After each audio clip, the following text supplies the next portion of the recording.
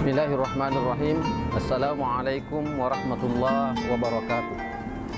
Hamdan wa syukran lillah, salatan wa salaman ala rasulillah wa ala alihi wa sahbihi ajma'in, amma ba'd. Qala Allah ta'ala fi kitabihil karim, a'udzu billahi minasyaitonir rajim. Bismillahirrahmanirrahim. Inna anzalnahu fi lailatul qadr wa ma adraka ma lailatul qadr. Lailatul qadri khairum min alfi syahr. Tanazzalul malaikatu war ruhu fiha bi izni rabbihim min kulli amr. Salamun hiya hatta matla'il fajar. Shadaqallahul azim. Para pemirsa UNH Jambi yang dimuliakan oleh Allah Subhanahu wa taala, alhamdulillah sama-sama kita bersyukur kepada Allah Subhanahu wa taala. Pada kesempatan yang berbahagia ini sama-sama kita disehatkan oleh Allah. Allahumma sholli ala sayyidina Muhammad. Kita bersalawat, mudah-mudahan kita sama-sama mendapat syafaat dari Nabi kita Muhammad sallallahu alaihi wasallam. Para pemirsa, sobat Jambi, sobat UNH Jambi yang dimuliakan Allah. Pada kesempatan yang berbahagia ini kita akan membahas berkenaan dengan Lailatul Qadar.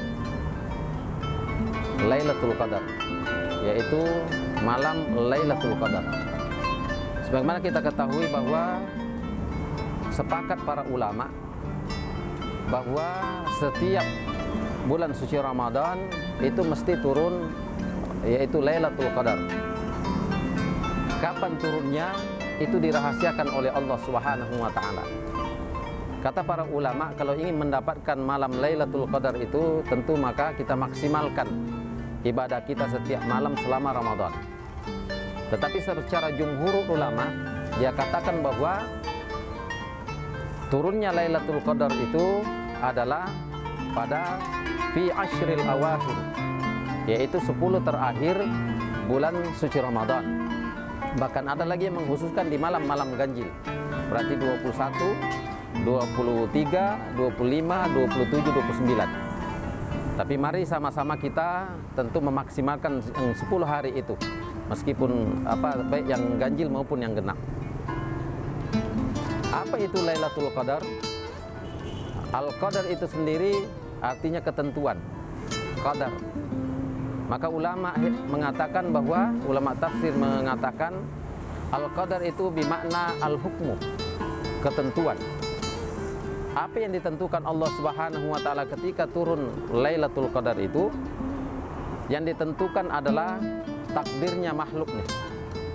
Jadi setiap tahun kita yaitu ditentukan takdir kita masing-masing sebagai makhluk, khususnya kita manusia. Itu sebabnya yang namanya takdir ini terbagi dua. Ada yang mubram, ada yang muallak. Yang dikatakan mubram itu sejak ditetapkan oleh Allah tidak pernah dirubah lagi, mubram namanya. Contoh misalnya ketika Allah menciptakan seorang ditentukan umurnya 60 tahun, maka tidak pernah dirubah lagi sampai kemudian memang usia 60 dia meninggal. Mubram. Ada yang muallak, dirubah oleh Allah. Dirubah oleh Allah. Kapan dirubahnya? Kata ulama, dirubah itu ketika terjadi atau turunnya Lailatul Qadar. Nah, maka banyak kita berdoa mudah-mudahan takdir-takdir kita yang tidak baik itu dirubah oleh Allah Subhanahu wa taala. Jadi muallak namanya, dirubah-rubah. Itu sebabnya ada ikhtiar yang kita lakukan. Ikhtiar ini usaha. Mudah-mudahan ikhtiar itu menjadi wasilah Allah merubah takdir kita yang tidak baik.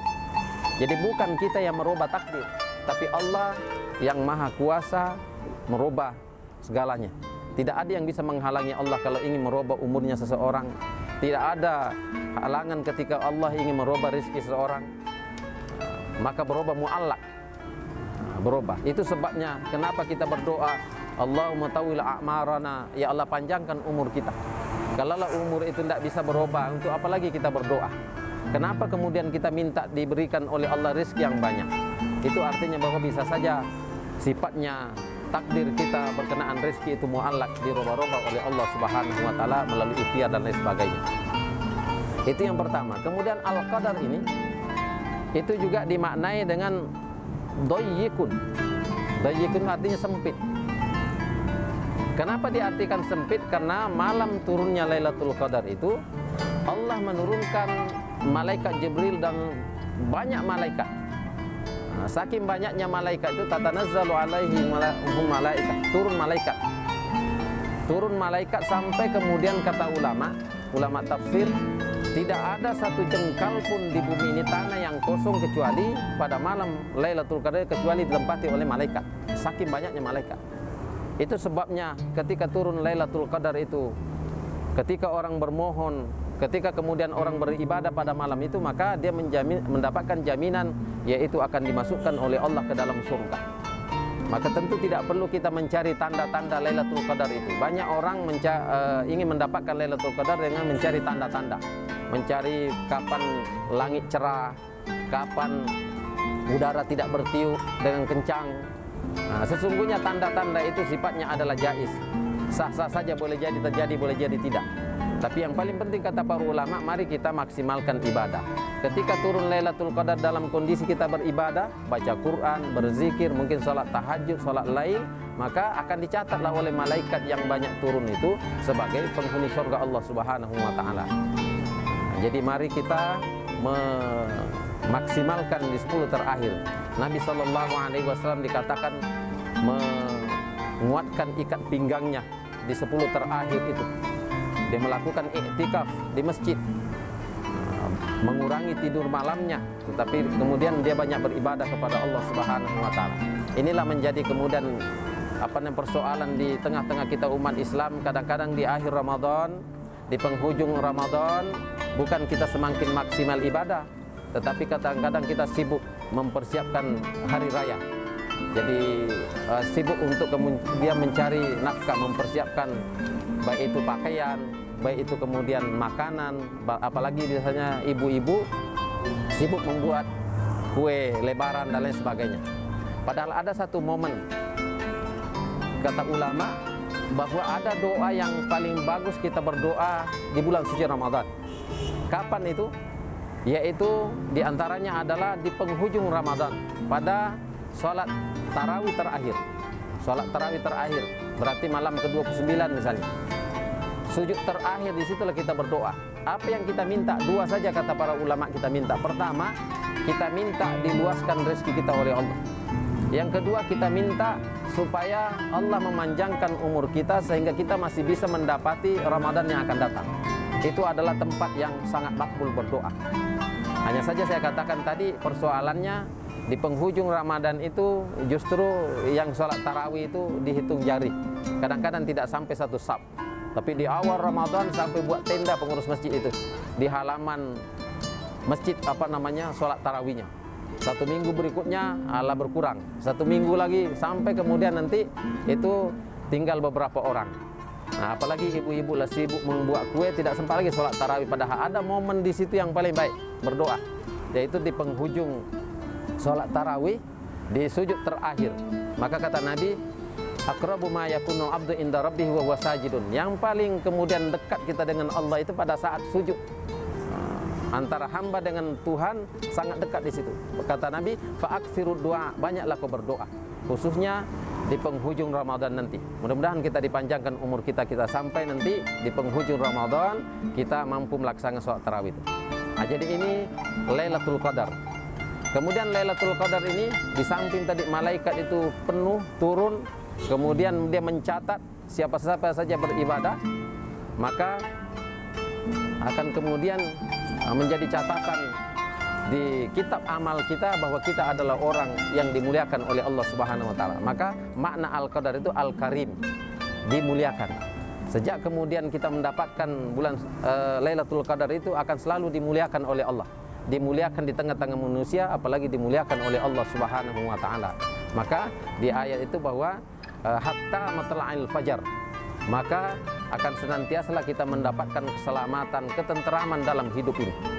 Maka bagaimana kemudian nanti setelah Ramadan, pasca Ramadan, kita bisa mendeteksi diri kita apakah kita ini mendapatkan bulan Lailatul Qadar atau tidak? Kata Ibnu Qayyim Al-Jazui, dia katakan bahwa di antara ciri-ciri orang itu telah didapati oleh Lailatul Qadar. Apa ciri-cirinya? Pertama, ibadahnya bertambah. Yang tadinya ibadahnya agak kurang, sholatnya agak kurang, sholat sunatnya kurang. Setelah pasca Ramadan banyak sholat sunatnya, pertanda bahwa didapati Lailatul Qadar.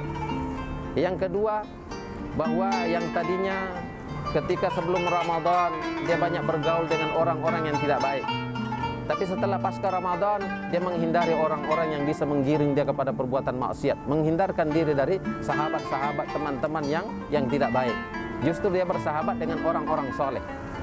Kemudian cirinya bahwa tadinya sebelum dia puasa Ramadan dia banyak kemudian ucapan-ucapan yang tidak baik. Setelah kemudian pasca Ramadan, karena didapati oleh Lailatul Qadar, maka ucapan-ucapannya penuh dengan makna. Ucapan-ucapannya tidak ada yang sia-sia. Ucapan-ucapannya selalu yang baik-baik, diiringi dengan banyak berzikir kepada Allah Subhanahu wa taala. Oleh karena itu, para pemirsa, sobat UNH Jambi yang dimuliakan oleh Allah, mari sama-sama kita berusaha semaksimal mungkin, karena ini setahun sekali. Kita belum tentu kemudian akan mendapatkan Ramadan yang akan datang. Mari kita sisihkan waktu di bulan suci Ramadan ini, khususnya fi ashril awakhir, di akhir Ramadan ini kita banyak kemudian mengamalkan, membaca Al-Quran, kemudian sholat lail. Mudah-mudahan kita termasuk salah satu atau salah seorang yang didapati oleh Lailatul Qadar, sehingga insya Allah kita akan mendapatkan jaminan, yaitu itqum minan nar. Kita dilepaskan oleh Allah dari azab api neraka. Tentu sekali lagi kita berdoa kepada Allah, mudah-mudahan kita sukses di bulan suci Ramadan ini. Kita menjadi hamba-hamba yang nantinya pasca Ramadan ini, setelah kita di training 1 bulan ini, maka pasca Ramadan kita akan semakin lebih baik. Kita, kata Al-Quran, tabakan an tabakin. Jadi semakin meningkat, segala aktivitas kita meningkat, ibadah kita berkualitas, hubungan kita kepada sama manusia juga berkualitas, dan lain sebagainya. Sehingga kita menjadi orang-orang yang senantiasa mendapatkan kemuliaan di mata Allah Subhanahu wa taala, termasuk di makhluk Allah Subhanahu wa taala. Sehingga tentu dengan demikian harapan kita yaitu kita bahagia di dunia ini, lebih-lebih nanti di akhirat. Jadi sa'adah di dunia ini, sa'adah di akhirat. Nah, mudah-mudahan Allah Subhanahu wa taala menuntun kita ke arah yang lebih baik. Demikian barangkali, mudah-mudahan kita mendapatkan atau didapati oleh Lailatul Qadar. Sama-sama kita berdoa kepada Allah Subhanahu wa taala. Demikian, mohon maaf atas segala kekurangannya. Saya tutup dengan mengucapkan wabillahi taufiq wal hidayah. Wassalamualaikum warahmatullahi wabarakatuh.